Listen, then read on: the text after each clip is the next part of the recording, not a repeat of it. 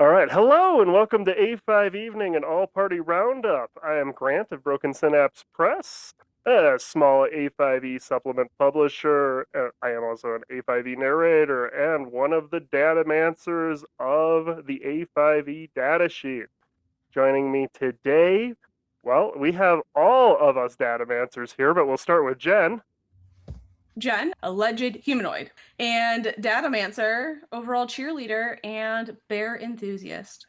And joining us for the whole episode today as our special guest, we have Jim Temple. Jim, you want to tell everybody who you are, even though you've been here before? Sure. I am the third musketeer of the Datamancers. I am also Variant Codex Press, a third-party publisher of A5e products. This is my first product where I actually did it as a crossover to original 2014 5e as well. You are here to talk about your very latest release, a release that came out this week, which is the week of August 5th. I believe it came out on August 4th. That's Yes. a day before recording. Hey, I know we're right on top of it this week. You want to tell us about Shadow and Illusion, your brand new Illusionist class for A5e and also 5e generally? Sure. So Shadow and Illusion started out as an idea of just the Illusionist class. And it basically grew into a whole 100-page release, realizing all these other things, that areas where we had shortfalls, like there weren't that many illusion spells in the original first party publications from EN Publishing. And there weren't all that many illusions added by third party publishers either. I think it was 29 by EN Publishing and 12 across third-party releases, something like that. It's So a not a very whole lot small to build the whole number. class around. Yeah. And then it sort of grew to other areas where I felt like things could use some fleshing out, other ideas that I had for the class and the way it might grow. And so it just sort of grew into a thing. Yeah, and folks, this is it like Jim said, it is way more than just a book of a class. It is a big old a compendium on just illusion magic, basically, and it includes a class as well. So Yeah. it is definitely worth looking at for that, even if you're not interested in picking up a new class. There is a whole primer on different kinds of illusions you can use in different environments. Would you call that a table? It's less of a table and more of a More of a list. it's more of a list, but Yeah. it's split Yeah. out for different kinds of tricks that any player could be using. I'm in the woods. I need an idea for how to cover my tracks.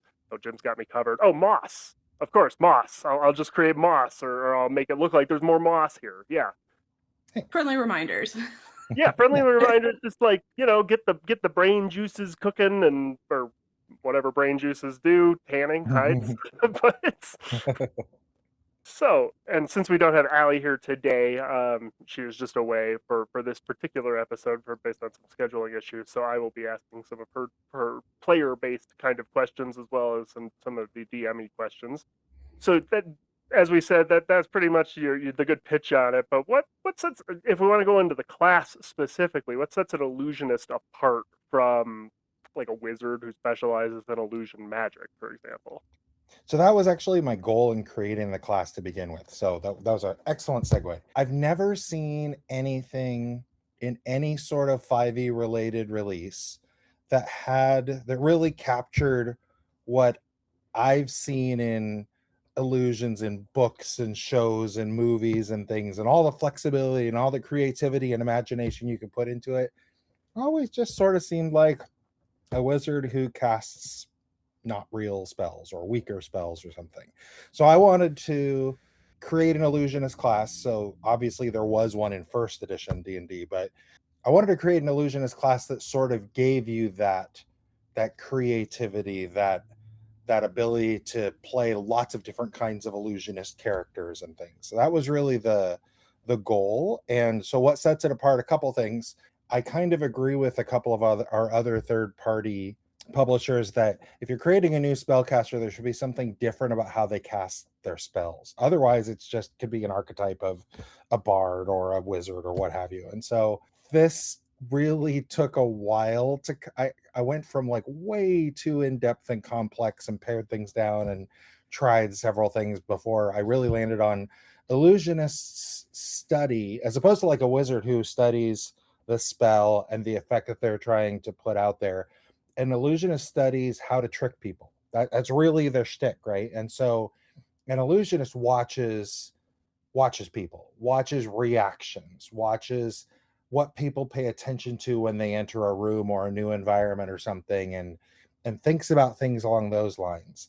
And then going back to the books and the movies and things, an illusionist should be able, it shouldn't necessarily be just a wizard, right? It should be, you should be able to be like a gnome thief illusionist, the classic D&D trope, right? That should be, that doesn't scream wizard necessarily to me. Gnomes kind of have a range of things they do. Yeah, it doesn't um scream really so sorcerer either. It's a little. There's something different there. Yeah. yeah, yeah, so I tried to Yeah. really think about, if I were playing, and I was kind of writing it for myself, really, what did I want, out of this class that doesn't exist.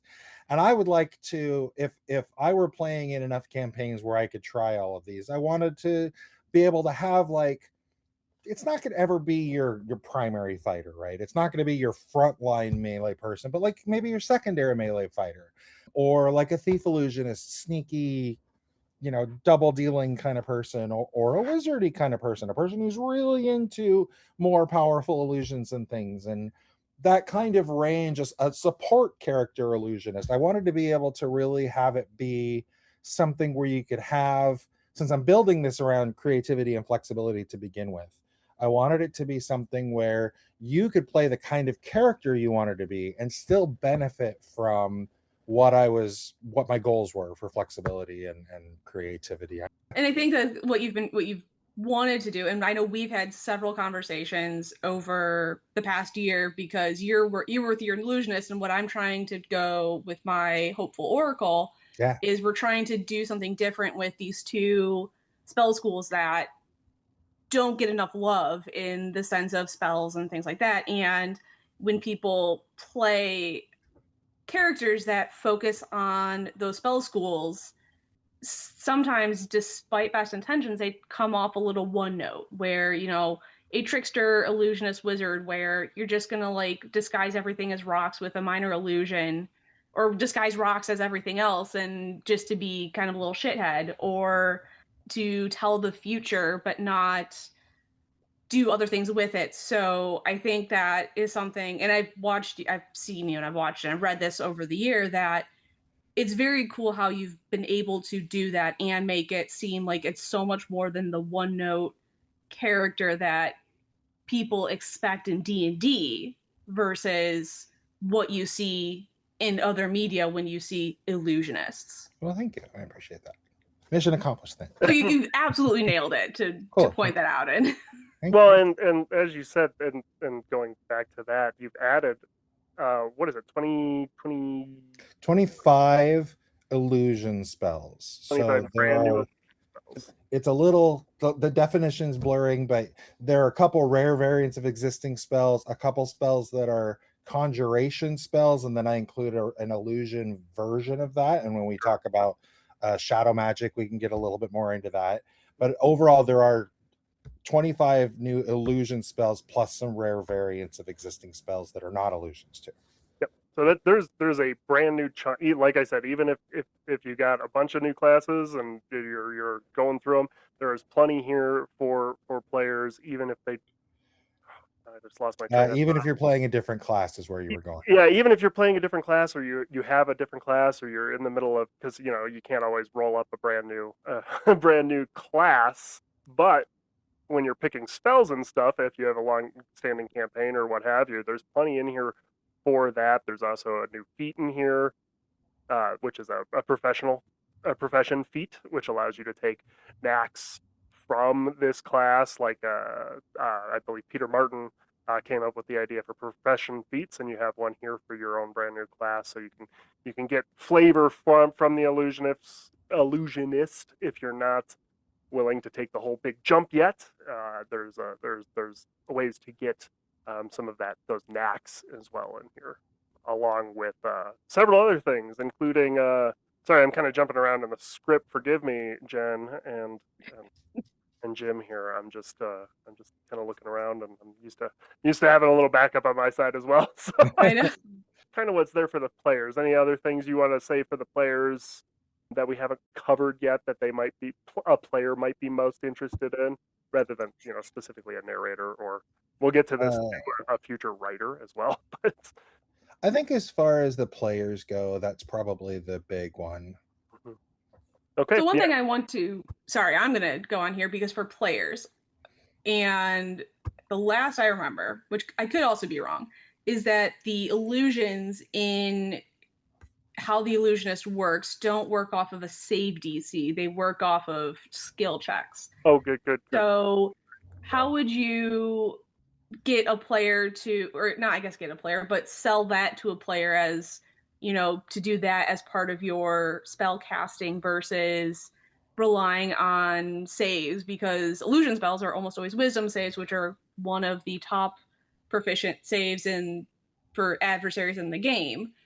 So what would your pitch be to explain why your illusionist, with that change in spellcasting, is going to be more fun than playing a regular illusionist or illusion wizard where you're relying on a spell save? Like, just kind of sell me.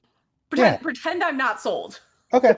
So there are a few different answers I could give to that. So what I'm going to do is I'm going to talk about what you said, and I'm going to talk about also some other things that your typical non-illusionist has as kind of pitfalls with casting illusions that illusionists get around. So kind of touch on a couple other smaller things there.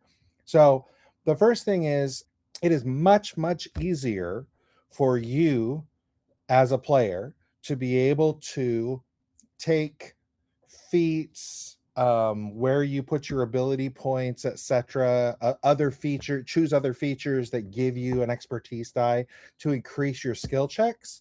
Then there are ways for you to impact the armor class or saving throw abilities of your opponents. And that kind of goes into, thematically speaking, that goes into the illusionist studying people, right? So you are a little bit more in control of your destiny versus somebody who, this is the effect I'm trying to do, here's what I need to do that effect, bam, and then it's fate, it's whatever that creature's abilities are, whatever random things happen in the room, those are the things that could impact your success, as opposed to your knowledge of all the illusion dingamabobs and all the little nuances that could impact the spell. You've got a lot more control over them. So in addition to in character and out of character increasing your skills like that's one thing. The second is, there are several things that, like I mentioned, are pitfalls that other classes have when they cast illusions that illusionist is not going to have. One example is, illusionists at a fairly low level get an ability to deceive True Sight. True Sight just sees something's an illusion. No roll made, just breaks it. Can't really build an illusionist class without doing something about True Sight. So you get to make an opposed roll. It's your deception against their passive insight, off the top of my head. Anyway, it's an opposed roll to see if you are able to, you basically refract your illusion just slightly, refract the light around it, and it tricks or muddies their True Sight a bit. And that's not something anybody else has as an option. That increases as you go up in level. You're going to get more and more likely to do that. Other things that are written into illusions, like a creature interacting with this is going to know it's an illusion. That's another thing. There is another ability that allows you to deceive senses that would normally be able to perceive something's an illusion by interacting with it. You start out deceiving sounds or scent, and then it moves on to what you see, and then eventually even what you touch something will feel real. So even if a spell has that description in it, for an illusionist, they have an ability that counters that.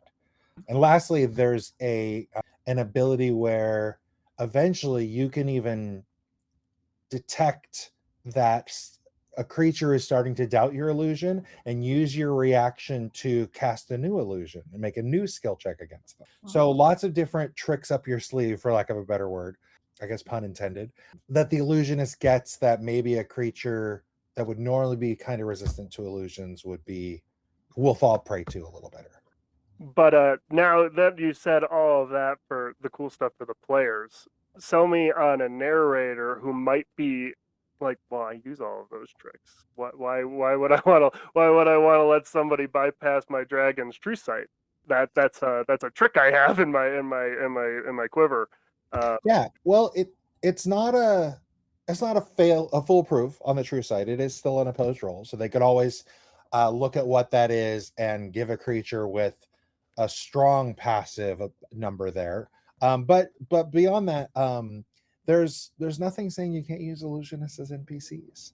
Well, yeah, You always that. That is always my answer to people that have yeah, criticisms like that. But lots Insert of new evil laugh. levers to pull there. So I did specifically write in that there are a couple things. I think there are maybe 3 spells where I actually added a tag that it's illusionist only. And when we get into shadow magic in a minute, we can talk about that more. But I did write in that although for shorthand, the tag says illusionist only, it could also apply to other creatures that are familiar with manipulating the things that make something shadow magic. So there is written in for other creatures to possibly have illusionist abilities and not necessarily have the class. okay, noted. So additional levers to pull was my Right. idea. And I always say it's a really good exercise if you do rely on certain cliches and crutches to expand. It's an excellent Also, point. also players love it when you throw them. I think Mike Shea calls them lightning rods. Hmm. Give them something to do. It's a really cool thing. Like I okay, well, I have this illusionist who can make true sight be less reliable. Well, Mhm. give them a bunch of enemies that have true sight, and then that makes them feel cool. And you have infinite monsters as a DM. Just give them something to make them feel cool. That's 100%. a little bit of Grant advice. It's just Oh, it's great. I stole from Mike Shea. So And it's or for the 5e crowd or the base 5e, the go shoot the monk. yeah, You know, always throw arrows at a monk in 5e because it makes them feel great. And it's like, well, there's other ways to stop a monk too. Yeah. listen, it's called multiple shots. Yeah, well, yeah, yeah. Has happened to me. Really good points. I mean, it was fun, but it was really exactly. But I think that is really cool, and that does sell it on both sides. That, and I think it's one of the neatest examples of if your PCs can do it, your monsters can do it. Yeah. And that way to sort of work with it, because it's contested roles, but it's equitable and it's besides just saying really neat. Like I feel like Marge Simpson in the scene of like I love this. It's just really neat. Like I just love this. It's really neat and it feels less adversarial than other mechanics of if the PCs can do it, the GMs can do it. Cool. Well, I'll take the really neat comment. Thank you. Another thing though is I was Print it right on the thinking the opposed role part. The way I did think about a GM using this against players, and hopefully the way that this is kind of written, you don't end up with all of your players yelling, "I disbelieve!" Right? That was one of the most that was really like one of the front of mind hand wavy illusions do this, and if I declare I disbelieve, then how does the GM handle that, right? So kind of making this a little bit more concrete and quantifiable about what should and shouldn't work was also a design goal. So I think that hopefully is a good solid tool for the GM to have in their toolbox as well. And there's good advice in the book as well for using it on basically on both sides as well. So if you're a little if there's a player narrator out there who's a little hesitant on how it could be used against them, I guess, well, talk with be grown-ups talk at the table. Mhm. But either way, there is advice in there for how to use this, to create obstacles or to get around obstacles and things of that nature. I want to switch to, you brought up shadow magic a couple of times, which you call penumbral magic in your book. I assume that's probably one of your favorite parts because you have brought it up a couple of times unprompted. So want to tell us a little bit about that? Yeah, that's basically, you think about what it is. If you're probably going to manipulate more than just a little bit of planar material to make that happen, and add that quasi real factor to your spell, then it's shadow magic. And then you mentioned penumbral, Grant, and what I did was anything that was shadow magic, I added the penumbral school to it. So things like I talked about, other spells that are in the player's handbook or the adventurer's guide, I made a list of which of those spells now add the penumbral school, so that from an illusionist perspective as the player, that tells me, am I making a performance check versus a deception check? Should be crystal clear, should be crystal clear to the DM, etc. Including, So and that good. does, you also have a list in there including where you've added it to some third-party spells as well. Yeah, Wanted to make that known as well, because we are an ecosystem. We're a small ecosystem, but we all do talk to each other basically daily, it seems like. So yeah. That's actually a good segue. I do want to give a call out. I reprinted with kind permission several third-party spells, a couple third-party, or a third-party magic item, a couple other things in there. Plenty of good inspiration on the third-party side. So I was really happy to support that. I added to the spell lists of every third-party class up through the including the blood shamanist, blade. which just came. Yeah. Yeah, and the shamanist, that's right. Yep. I didn't do any of Mike Myers classes. I'm sorry, Mike, from your complete class compendium, strictly because that would have really pushed my release out a long ways to suddenly have to review 10 more new classes That would have also and added figure out how to work them in. So substantially I too. didn't support them for now, but I supported every single other A5e class that exists as of recording today, like you mentioned, including the brand new shamanist. Including the brand new shamanist, which we will talk about a little bit later, because Anthony, our last guest on the show, had a successful campaign, and the shamanist is also out there in the wild now. So yeah, I love the shamanist. My wife is a 3rd level shamanist right now in our yes, one of my players is about to transition to shamanist too. So the PDF, I'm like, grubby hands. But illusionist is something that I think once I get a chance to play, I will want to play, because, as you say in the forward, or part of the forward, that you actually specify kind of who this class is for, or what type of player it's for, and it's not. Well, here I'll hand it over to you. How you want to describe it, but it's not for maybe a brand new player, for example. Yeah, and I instead of worrying about is it an expert class or an intermediate class, when those labels don't really exist, No, I just said it's not for beginners, right? It's for somebody who, because it's not just, if you've got somebody who's already struggling with the rules and what a particular spell does, asking them to do this and give a creative, what are you doing with your spell, might be a little much. So I just said it's not for beginners. I think I said for experienced players in one place and not for beginners or in another, but that's, yeah. I think, Grant, you and I talked about, I would say it's probably as not beginner friendly as like a warlock, like an a A5. herald. Some people have some, it kind of depends from player to player on what's too complicated and what they can wrap their brain around. Even so we don't have a consensus in the it's in the third party group. It's one of those hard things to because it's like, what is options or is adding does options make it complicated, right, or do mechanics, exactly. Or does action economy? Is it action economy, or is it just choice paralysis? Even it's just like one of those things. And it's, if y'all have an idea, we don't have comments turned on, but you could shoot us an email, and we have, or hit us up on any of the A5e discords, because we're all there as well. But because I forgot to respond, but like my idea of a not beginner class is a bard, especially an A5e bard, because of action economy and all the things you can do, but also the types of spells they have available, which aren't blast spells. So, which Right, I'm I would imagining say, the illusionists also, they're not a blast caster, so having the creative juice to figure out what you're going to do to help is not your typical I cast fireball Yeah. beginner. Yeah. And I know that Nothing wrong with fireball, by the way. Yeah. I am not slandering fireball. Do not take this as me slandering fireball, internet. I think some people that kind of naysay, oh, well, the bonus action wasn't meant to be what it is. Well, I kind of gave probably more bonus action spells than you would like. So fair warning about that.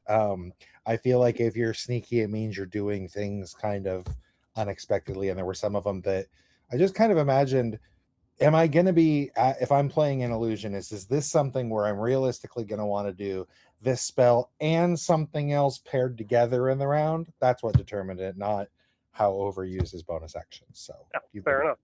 And I mean, is it fun at the table? Is really the main thing. If it's too many bonus actions for some people, well, a lot of people think that's a lot of fun because it's like, well, I mean, that guy does a bunch of bonus actions, right? Or that girl, that rogue does a bunch of she's doing all sorts of crazy stuff or what have you, and it's like, well, magic casters don't have a lot of bonus actions really. Now that I kind of think about it, so yeah, I could be really now that's embarrassing. One of the datasers, but it's not something I have really cataloged. So I mean, I've got a character that I'm playing right now has a pretty extensive spell list and hardly any bonus actions. So you're not wrong at all. yeah, I mean, it's just one of those kind of vibes thing. It's just like, yeah, bonus if you want a spellcaster with a lot of bonus actions, perhaps Illusionist is right up your alley. Right now, it's only available on Drive Through RPG. Drive Through RPG. I have link the. Will be in the show notes. And also look out for Jim's next release with EN Publishing and Gate Pass Gazette number 54. Yeah, you got coming out one maybe this week. Or yeah, maybe this week, August. I think that usually by the 10th at the latest. August already. I know. I know. I have a kid who's 2 weeks from going back to school, and it's like, wow, where did that? Went by fast. Yeah, went by fast. Because we had an audience question from Near, a friend of the show, Near, and now is, I think, a great time to put it in.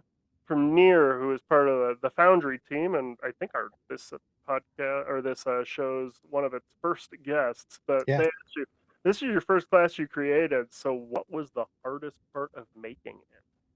The hardest part was figuring out the core idea.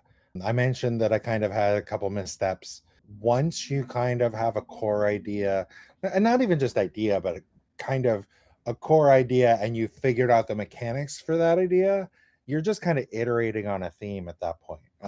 You're kind of fleshing out the possibilities of that idea, the archetypes. Once I knew what an illusionist could do, I could kind of do different things with the archetypes around that idea, for example. So for the illusionist, when I say the core idea, that whole idea of doing skill checks instead of saving throws or attack rolls, and what that looks like, and how many skill checks are going to be fun as opposed to just a pain in the ass. Sure. That was really, and it's not even, I don't think, a super critical part of the class. It makes it different as far as spell casting, but maybe it's just me. It's just it's not my favorite part of the class, but it also is a part that sets it apart. It makes it feel different to play, and different from setting apart. But I mean, flavor wise, theme wise, setting it apart, that's different. But it also makes it feel different to play at the table, instead of I cast Sacred Flame and then I cross my fingers and wait till the GM tells me if it succeeds, right? And I think that once you get that core part down, that's the hardest part. But then it gets to be a lot easier once you do that work. And since one other part, thank you for answering that, by the way, and thank you for the question, Near. Jen, since you were as far as I could tell, the major inspiration for doing the aftermarket segment of the book, you could correct me if 100%. I'm wrong, Jen, but I'm pretty sure I remember. Jen. Yeah, it was Jen. Yep. Do you want to talk about that a little bit with Jen here while I kind of figure out what is happening with my equipment? Stan, yeah. Do you want to start, Jen? Yeah, so one of the things, as I have talked about several times, is I'm working on a class of my own. And one of the things, as I am a chronic overthinker, was what would be things to future proof this class, especially as I started seeing Gay Pass Gazette articles for new class features and new knacks and all those kinds of things. And then there was someone in one of the A5e discords who was talking about something they wanted to do, and it was just referring to a condition as if it existed. And so I kind of, it really started turning gears of, well, how would you future proof this to make this useful? Like, would you identify curse as a condition, or would you identify this as something to have other people be able to reference and do that, not just publishing wise, but in your game? That really kind of churned my gears. And I was like, oh, well, what are the really cool things we've done? Like I said, bringing in more class features, bringing in new spells, bringing in synergy feats, profession feats, all those kinds of things. I was just quietly working away at it because I thought I was just crazy, which is in fact true, but I just thought I was like an overthinking crazy. And then Jim kind of started asking about it, and I was like, take it if you want it. Here we are. And I just kind of laid out what I liked to do or what I was thinking about, and Jim loved it, which is just a huge boost to my way of thinking. And so I like it. No, it was great. What did I you think include as this aftermarket sort of part on your take on what I suggested? Yeah, I maybe even define it more than just future proofing, I guess, because the section is really, I like it a lot as a writer as Oh, well. yeah. Yeah, I left it for him to define. please. so Jen just gave me a bullet pointed list on what they were trying to, what they had in mind, right? Like, here's what I have in mind for brief thoughts as I work on the class. Here are my thoughts so far on this, right?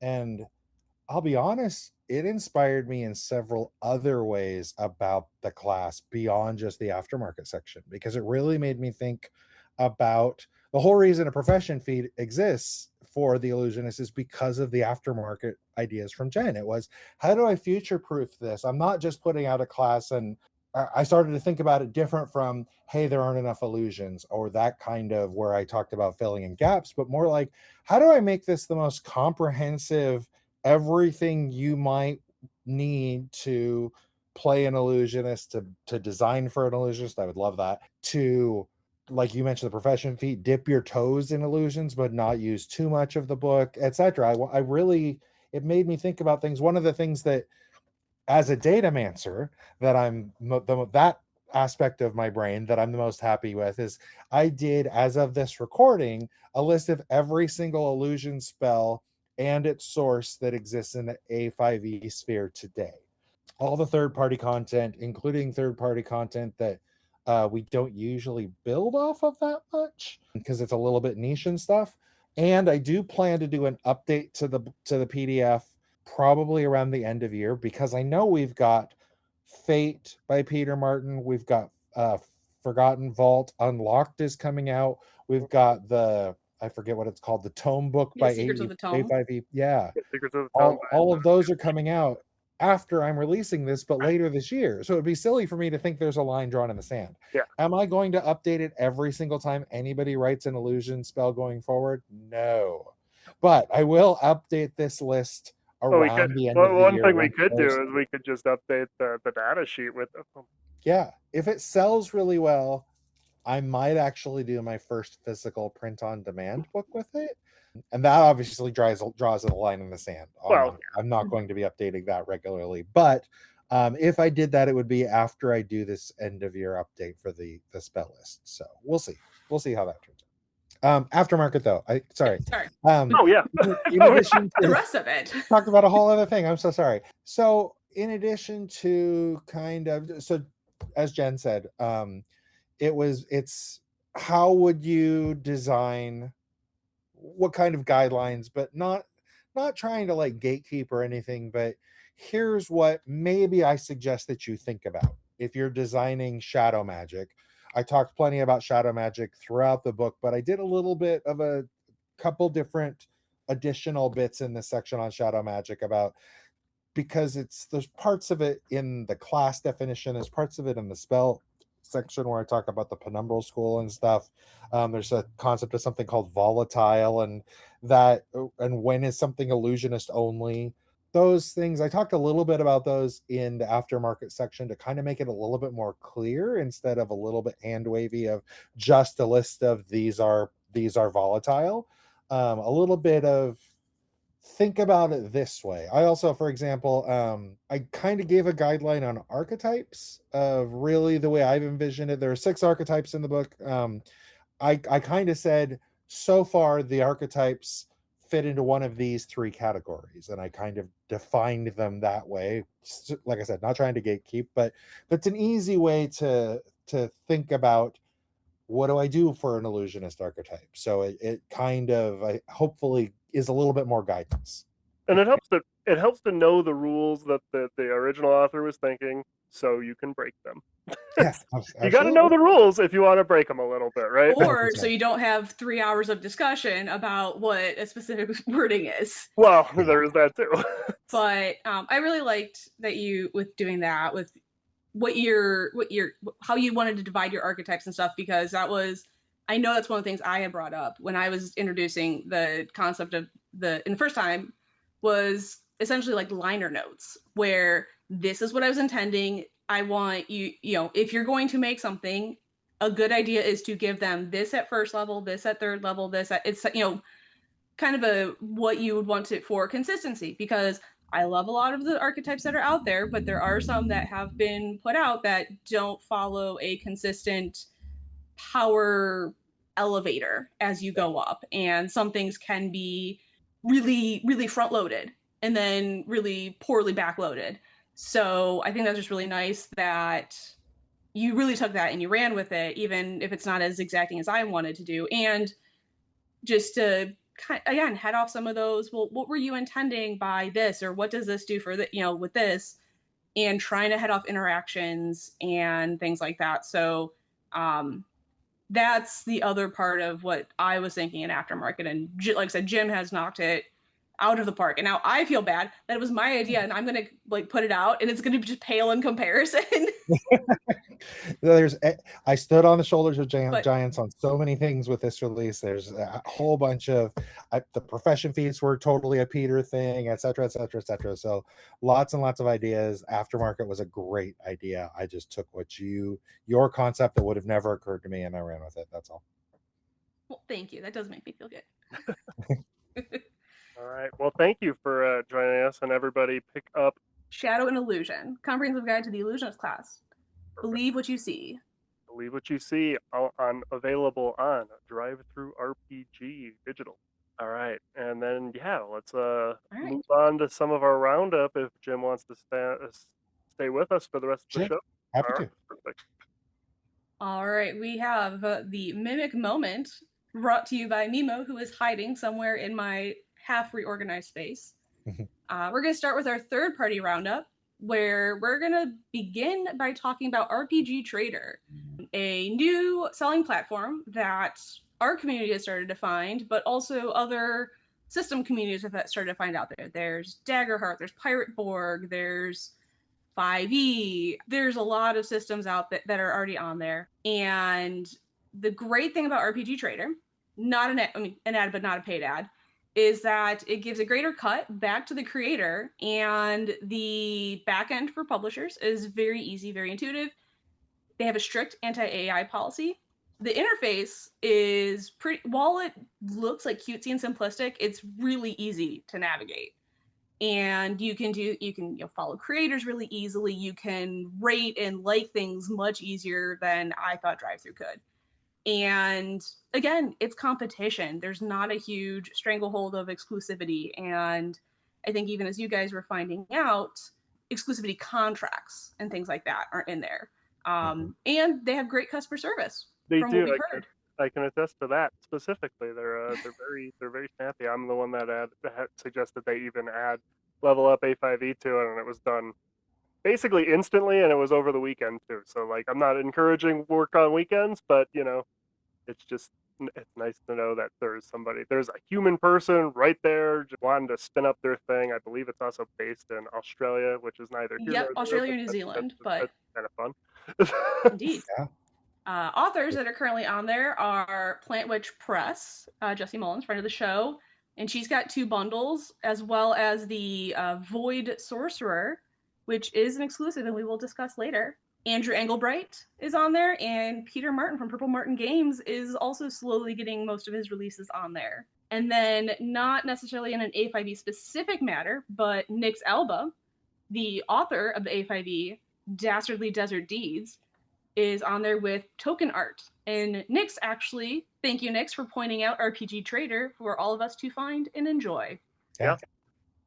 Yay, Also, to plug Nix's tokens, they're all hand drawn and they're pretty cool. Also, Nix is likely going to be a future guest on this show. Indeed. Wonderful.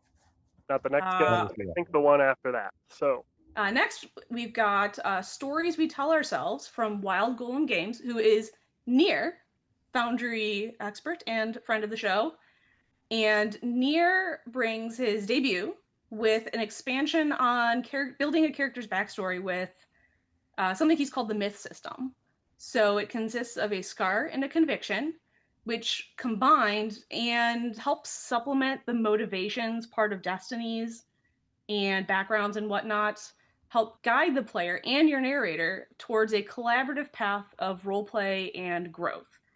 So unlike Destinies and Backgrounds, where it gives you like, oh, here's a connection, here's a motivation, you expand on it, or the narrator expands on it, and it's not a process.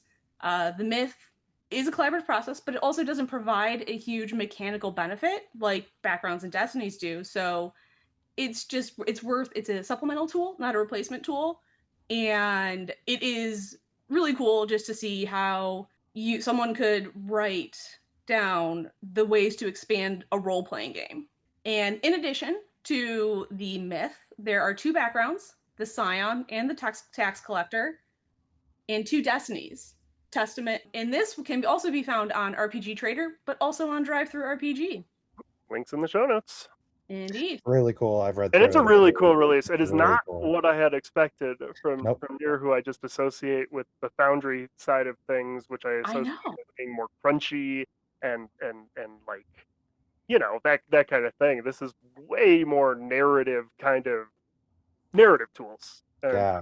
And it's really cool because it seems like it combines what you would get advice for from God knows how many YouTube videos of how to be a better role player. Mm-hmm. And it does it in such a succinct but engaging way of being like, here's how you work together. Here's a great checklist, more or less, of what you do. I mean, that just puts like 6 dozen videos completely irrelevant. It does, and it's like a 12-page. It's like a 12-page release. Yeah. Like, oh yeah, it's nice. It's crystal. Yeah, it's a wonderful release. Yeah. And even my roleplay heavy friends love it. They're like, this is actually really cool. Like, I wouldn't have thought about it this way, but it works. Our next third-party release is Call of the Void from Plant Witch Press. It is the Void Mind Sorcerer. Once again, Jessie reminds us why her aesthetic switches from cozy to spooky horror and eldritch. Mm-hmm. And this really brings aberrations into sorcerer archetypes. I am not an aberration expert. I do not dabble in the eldritch. I am a fae deep at heart. And I know Jessie really wanted to try and capture the horror part of eldritch horrors that make all these aberrations what you think of when you think of aberration. So there's the tentacles and the deep speech and psychic warfare. It's eldritch nightmares, or I guess eldritch dreams, depending on what you're into. I don't judge. It's what they're made of. If you love eldritch stuff and you love sorcerers, I recommend you pick it up. It is on RPG Trader exclusive. And it's basically, if you want a sorcerer archetype that does dabble with or does more than dabble with the with aberrations, it is basically the option in A5e, because somehow it's taken this system. What have we been around for 3.5 years now?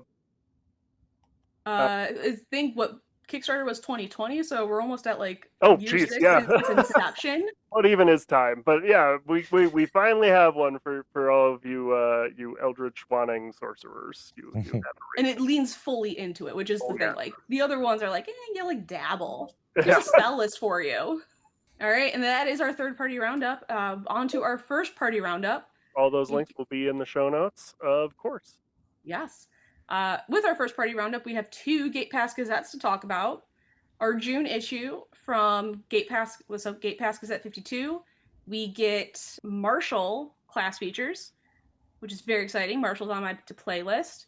We got some archetypes related to gods of the ancient world, and not so ancient. A new god for the world, the Jackal King, with organizations that are related to the Jackal King, and a new set of knacks called Wild Knacks for once you've interacted with said Jackal King, and a new Destiny. It was a big article. There's a lot in there. Yeah, that one was pretty full. Yeah, which was surprising. I skimmed. I was like, oh, it's okay, and then I really read it, and I'm like, whoa. Andy packed a lot in there. Yes. And then the final article for 52 is Curious Creatures installment number 4, going down on the farm with some livestock-esque creatures. And I do want to point out in this Curious Creatures article that the author, name escaping me, put in little quest ideas related to the types of creatures. Kind of reminded us like a nice little tie-in with what we were talking about the Arcadian Society of like, here's what you can do with these and whatnot for a less combat-related stat block situation. So quests are good. I love quests. I love side quests. So now we're moving on to the July episode, Gate Pass 53. And so after 6 months of player options, which, as a player, I love them, this is the issue for narrators. If narrators need things, pick up 53. The first article in there is called The World's Turns.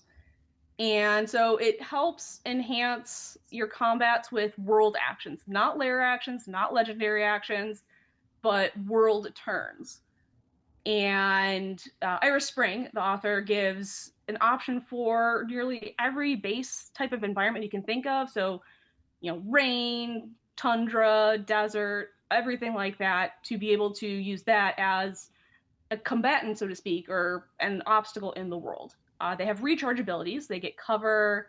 It's really just, again, it was perfect for here's how you're going to spice up your combat. The next article is fanciful upgrades for your strongholds.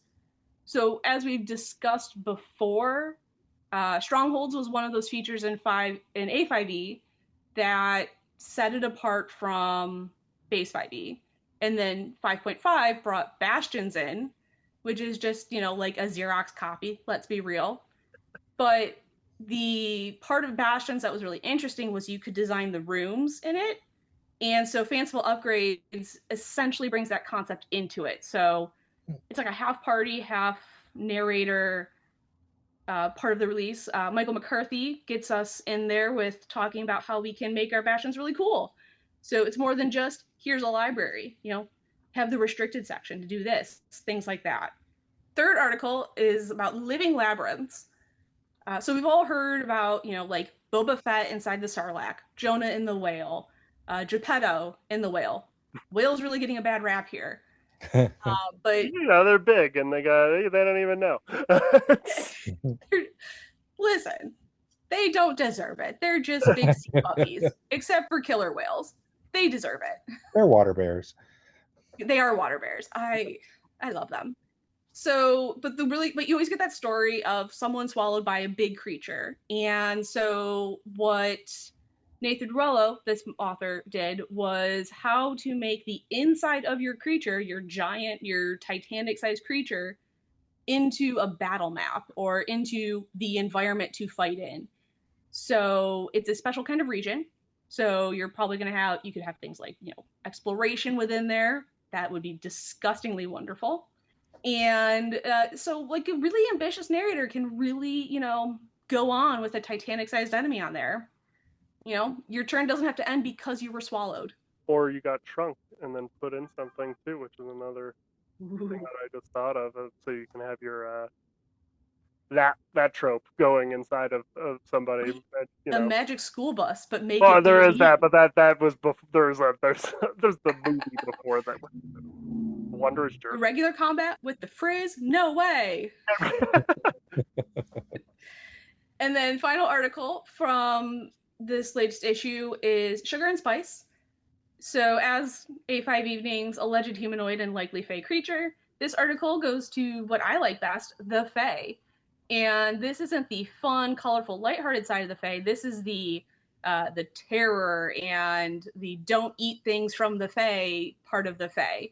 This starts getting you into, as the title says, sugar and spice and not always nice. So it was just really nice. You know, there's heritage gifts for variant creatures, there's a culture, magic items, and we get to be introduced to the goblin market. This is really good. I said, I love terrifying Fae. If I have to pick a favorite humanoid enemy, it's a hag. Let's go for it.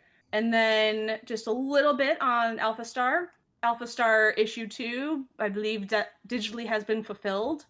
Issue 1 is up on Drive-Thru RPG. And I've been really like going into it. I was kind of like, you know what? I could go back to sci-fi. I could really go back to sci-fi. I could really dig in there. So good job to the Alpha Star team. And I can't wait to see what we have going on there. Yep, and I, as somebody who runs a game that is both fantasy and it's science fantasy, I use a lot from Void Runners and starting to pull in stuff from Alpha Star as well. So it's fun. I didn't realize how much they crammed into those 2 issues, They're which big. is really cool. And the next one of that should be soonish. And it'd be a third quarter one, so We're right in there, aren't we? So we are in the third quarter. so keep an eye out for that. So and then we're gonna do a roundup of our crowdfunding projects. So complete class compendium for Mike Myler. The last of the book should be shipped, and so then that way Mike can close the fulfillment and hand off the PDF to Storytelling Collective so they can put it out for purchase.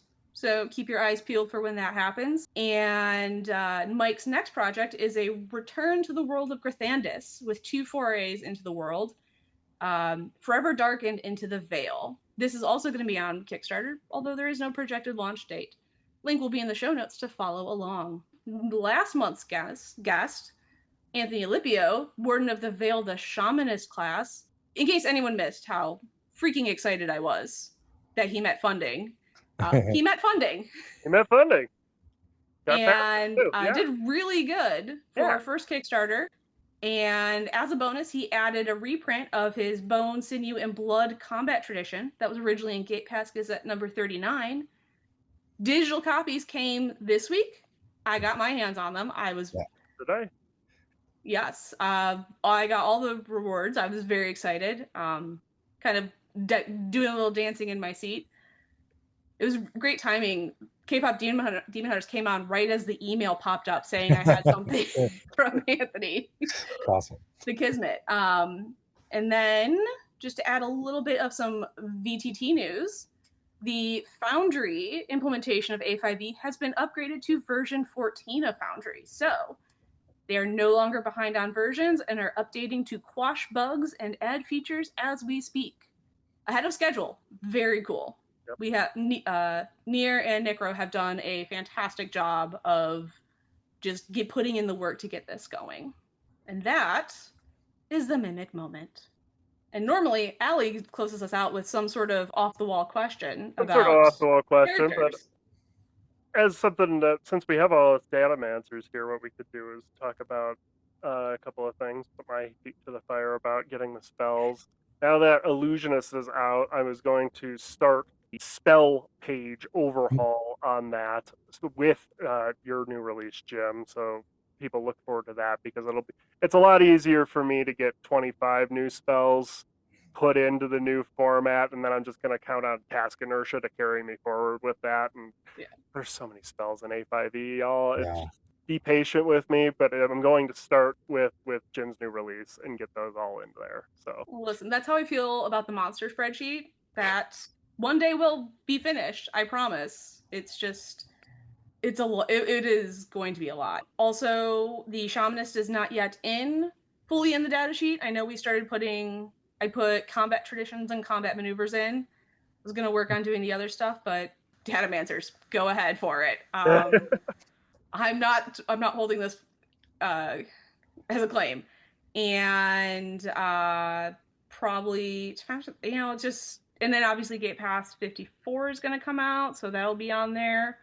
Your new I know we had a part of the visualization stuff that you've kind of put on the back end. Oh god, that's almost after monster data sheet, but that Sure. got before data sheet. Well, you've given us a lot to work on that. So for some of you don't know, I want to put Clark, when Clark started the data sheet, he got a lot of traction by putting out a lot of visualization of what archetypes were coming from what authors and how many of them were there and that kind of thing. And I want to start doing that again. And Jen's put a lot of work on the back end. So expect to see some of that coming from me as soon as I figure out how to make Google Sheets do what I want it to do.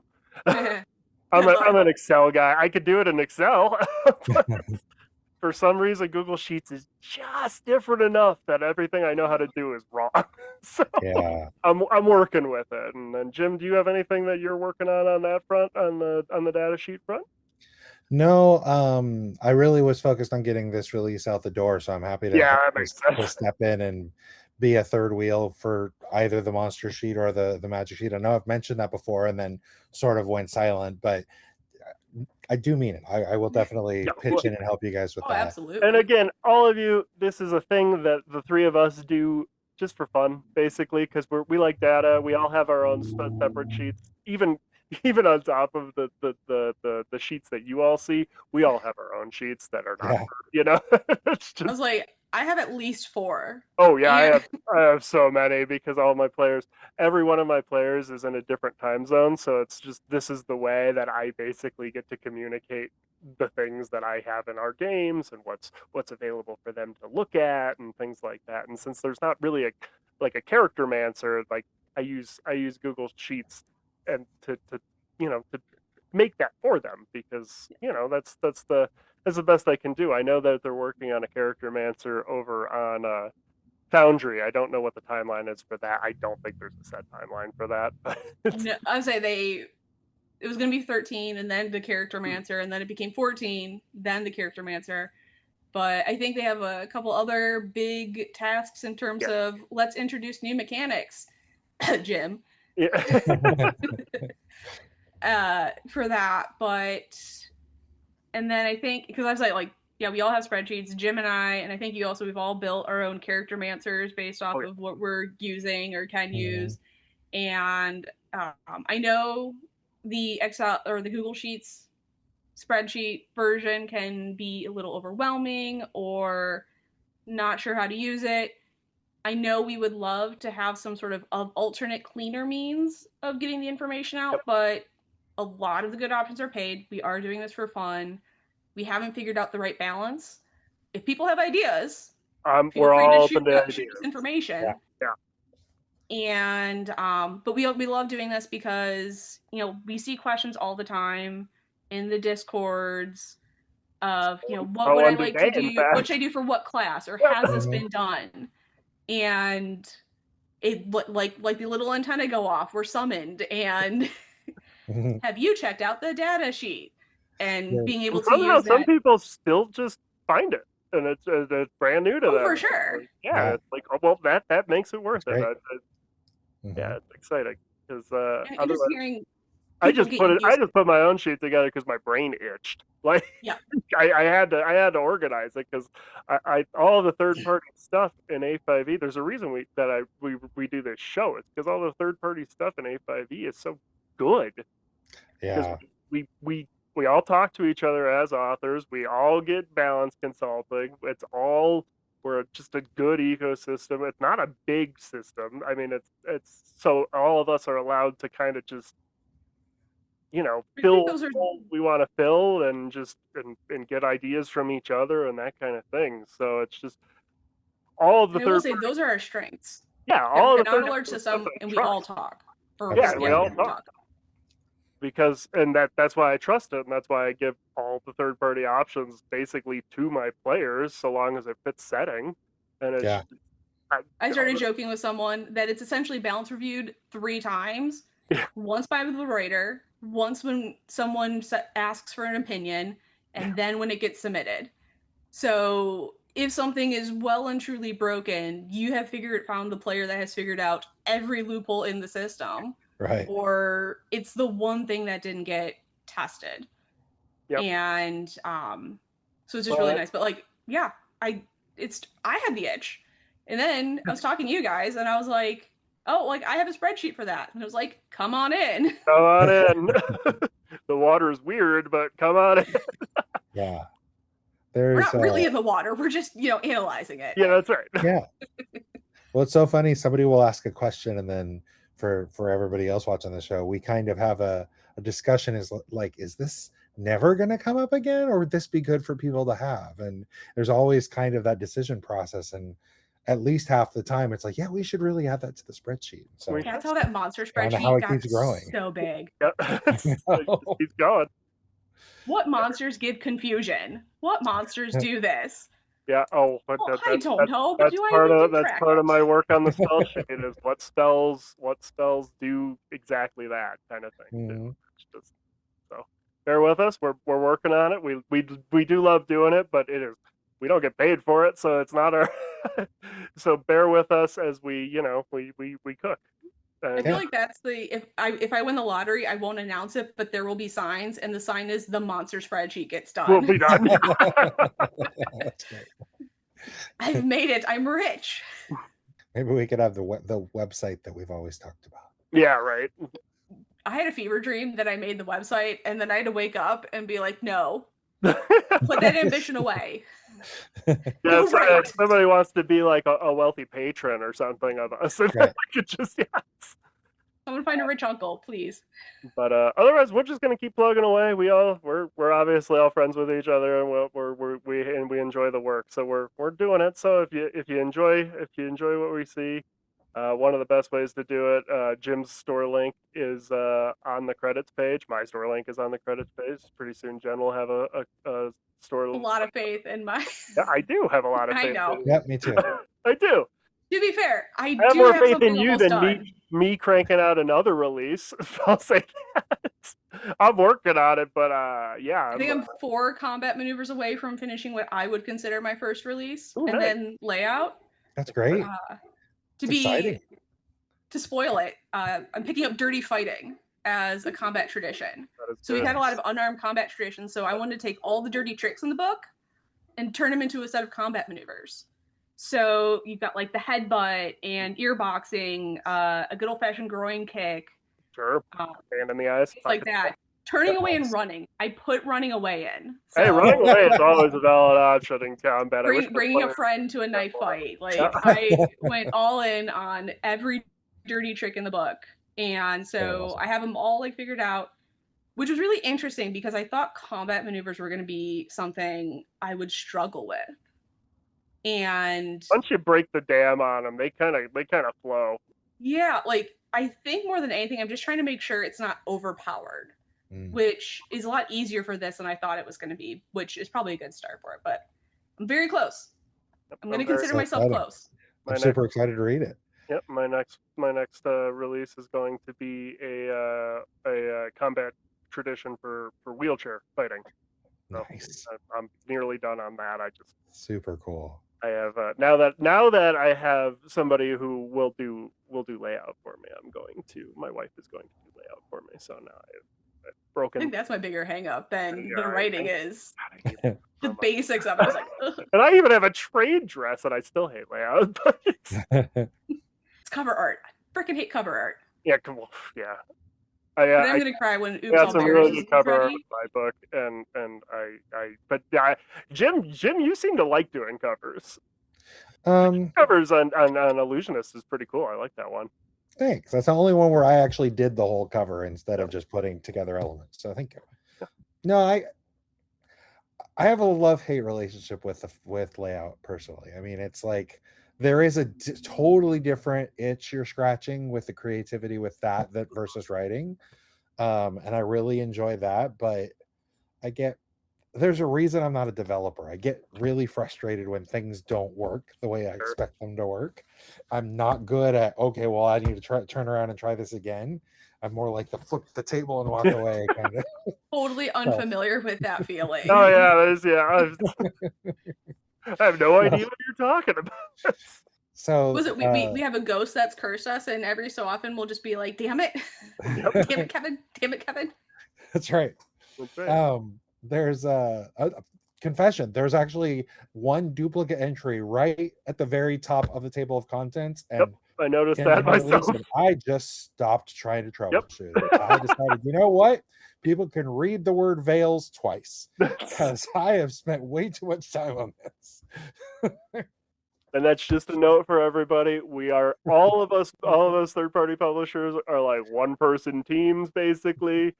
I think Broken Synapse is the biggest team, which is baffling to me because I have like 5 people that I work with. Even though I was saying, like, I think Purple Martin might be the other big one because Peter collaborates a lot with. Yeah, most of my people are collaborators. Although, again, all of those projects are half finished or at about the 80% point, and I just need to push them. All of a sudden, I'm going to push out like 5 releases all at once, and it's going to be good. That would be awesome. Out by it, but. I think that's good. I feel that way too because I have like a lot of things that are like right at the finish line. It's not. I got too ambitious for Oops All Bears, but everything else, it's like I'm just gonna do little things just to get it and feel accomplished. But there's gonna be like 5 of them, and I'm just gonna be like, I would apologize, but have you considered not accepting my apology? Yeah, it's I think that last 80%, at least for me, it's totally the hardest, right? Oh yeah, because that's the stuff where you've kicked the can down the road. Mm-hmm. That's the stuff where you're like, oh, I'll deal with that. I don't feel like doing that now. And then you're just left with, So I try to be good to future Jim. I try to like give Jim like I like to give future Jim presents in real life. I really do. And so I will be like, okay, you know what? No. I am going to tackle this ugly thing that I don't want to do right now because I love future Jim. So it just always that last 20%. I feel for you. Mm-hmm. And I feel like that's pretty common. I mean, I think there's a rule named after that or for that. So, well, that was our little freewheeling discussion with our data people. But thank you again for joining us, Jim. Thank you both for having me very much. Takes off like a rocket. I really enjoy it a lot. Thank you. Really appreciate that. Yeah, and remember, crack a book, roll some dice, and have some fun. Have a blast. Yep. Without Allie here, I was like, I can't remember. I can't remember what our closeout is. So what we're saying is we owe Allie like this big, huge bouquet of thank you for keeping our heads on straight. Right. All right, but Allie, we love you.